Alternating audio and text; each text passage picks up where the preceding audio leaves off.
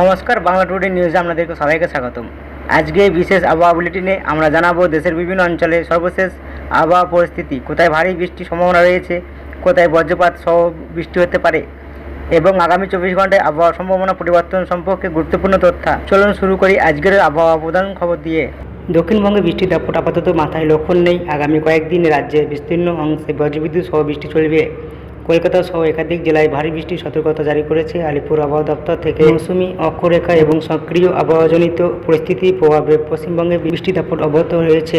আলিপুর আবহাওয়া দপ্তর পূর্বাভাস অনুযায়ী আগামী সোমবার পর্যন্ত কলকাতা ও সংলগ্ন জেলাগুলিতে দফায় দফায় বজ্রবিদ্যুৎ সহ বৃষ্টির সম্ভাবনা রয়েছে। কোথাও কোথাও ঘন্টায় 30 থেকে 40 কিলোমিটার বেগে ঝড়ো হাওয়া বইতে পারে।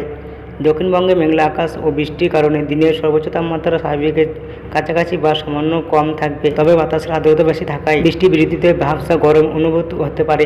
উত্তরবঙ্গে বৃষ্টির প্রভাবে আবহাওয়া তুলনামূলকভাবে শীতল ও আরামদায়ক থাকবে। কলকাতা, হাওড়া, হুগলি এবং উত্তর 24 পরগনায় বিক্ষিপ্ত বৃষ্টি ও বজ্রপাতের সম্ভাবনা রয়েছে। অন্যদিকে দক্ষিণ 24 পরগনা, পূর্ব পশ্চিম মেদিনীপুর, নদিয়া, মুর্শিদাবাদ এবং পূর্ব বর্ধমানে আগামী কয়েকদিন ভারী বৃষ্টির পূর্বাভাস দিয়েছে আবহাওয়া দপ্তর থেকে। উত্তরবঙ্গে দার্জিলিং, কালিম্পং, জলপাইগুড়ি, আলিপুরদুয়ার এবং কোচবিহারে ভারী থেকে অতি ভারী বৃষ্টির আশঙ্কা রয়েছে। আবহাওয়াবিদদের মতে গত 24 ঘন্টায় বৃষ্টির অন্যতম কারণ ছিল বাংলাদেশের ওপর অবস্থান করা একটি ঘূর্ণিঝড়। যদিও সেটা বর্তমানে দুর্বল হয়ে সরে গিয়েছে, তবুও পশ্চিমবঙ্গের উপর সক্রিয় রয়েছে মৌসুমী অক্ষরেখা ও নিম্নচাপ রেখার পাশাপাশি অসমের উত্তর পূর্ব পশ্চিম অংশে থাকা দুটি ঘূর্ণিঝড় বাংলার আবহাওয়া প্রভাব ফেলছে। এই তিনটি আবহাওয়াজনিত সিস্টেমের সক্রিয় প্রভাবে রাজ্যের বিভিন্ন জেলায় দফায় দফায় বৃষ্টি হচ্ছে।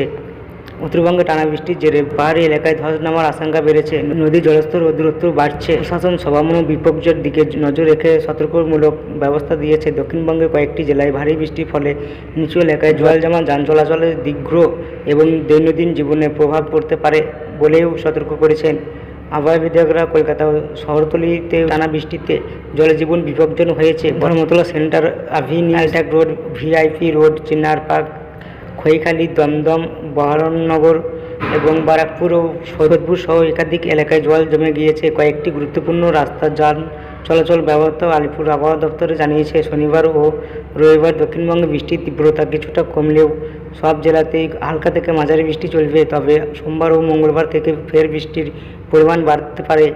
আগামী 4 থেকে 5 দিন দক্ষিণবঙ্গের সব জেলায় বিক্ষিপ্ত বৃষ্টির সম্ভাবনা থাকায় হলুদ সতর্কতা জারি করেছে।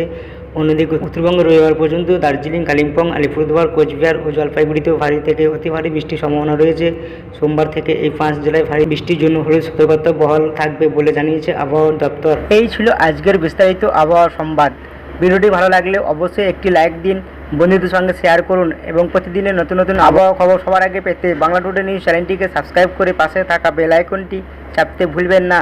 সবাই ভালো থাকুন, নিরাপদ থাকুন, সুস্থ থাকুন। আবার দেখা হবে পরবর্তী ভিডিও আবহাওয়ার আপডেটে। ধন্যবাদ।